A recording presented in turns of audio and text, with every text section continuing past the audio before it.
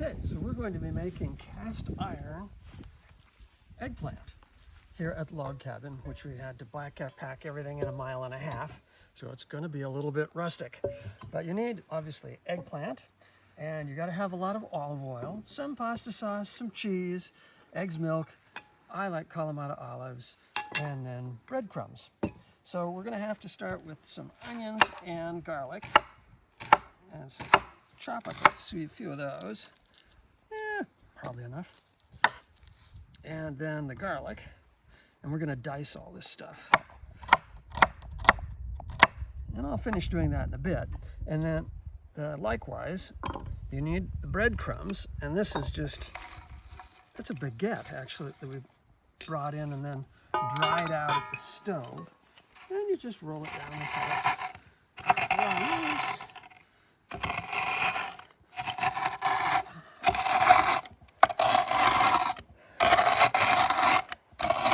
I'll finish that inside too. But then we're ready to move all this stuff inside and start baking our cast iron eggplant.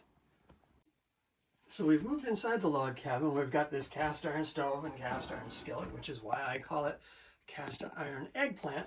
It's also going to use just this one dish, and that's essential if you're working in a small place. So we're going to put some that's chopped onions and garlic in the olive oil here.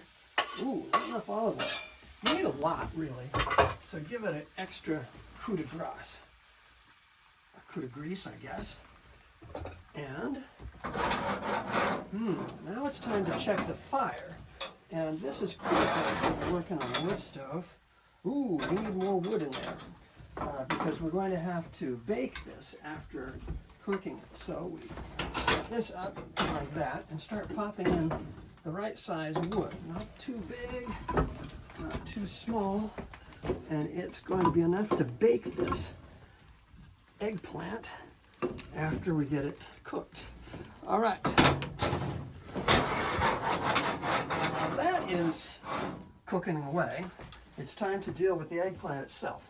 And this has to be, it's cut into like 3/4 inch strips, each one dipped in this egg and milk mixture, and then rolled in the breadcrumbs. I've added some cracker crumbs. We had some rosemary crisps. Almost any kind of cracker works fine. Now when you get these all done, all of them breaded, then we'll put them in the pan. They have to be fried before being baked. And then it's a 2-step process, okay? So, oh wait, I forgot to turn on the oven. These stoves have 2 ways that the fire works. It can either go straight up the stovepipe, or you can slide this over, and then all the smoke has to go down around underneath the oven and then up the stovepipe, and that registers on this oven that it's cooking in the oven as well as on top of the stove. You need a good fire to make that work. Now we're ready to put in the eggplant, which I've breaded here. Don't worry that there's extra egg and crumbs, because we'll use all that later. And in it goes with the other stuff. And however it winds up here is going to be pretty much how it is. We'll turn it over once when we bake the other side, and then it's ready to bake. They look about ready to fry there. This is not really a backpacking dinner unless you backpack in a cast iron stove, but things go pretty quick at this point. The leftover crumbs go on top. Just off they go. Scoop them around a little bit. The leftover eggs, they go on top of that.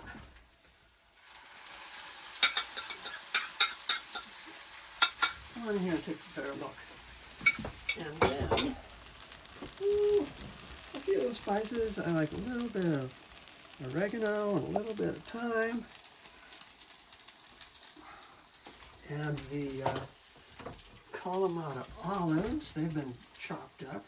This is what gives it the salt. You don't need to add salt, because Kalamata olives do that very nicely. Then your first cheese layer. this, I've just used mixed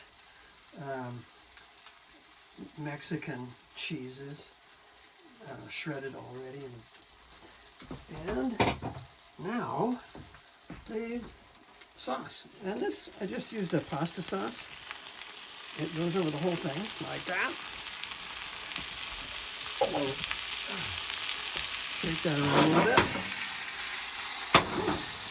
It's poking up there. Get back in there, guy.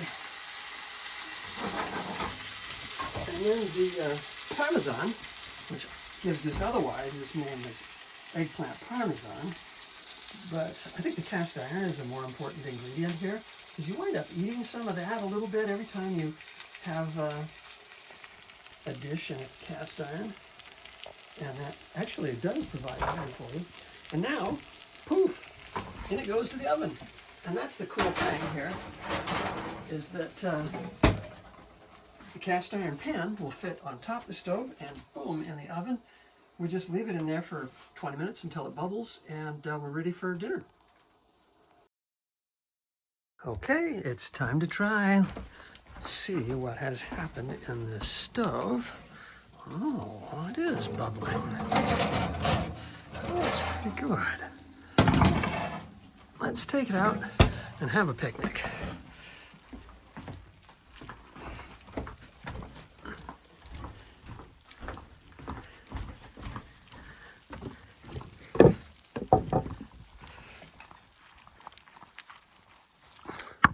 With, of course, Janell and homemade blackberry wine. We'll have to make more of that this coming year. But right now we've got bubbling hot cast iron eggplant. Bon appetit.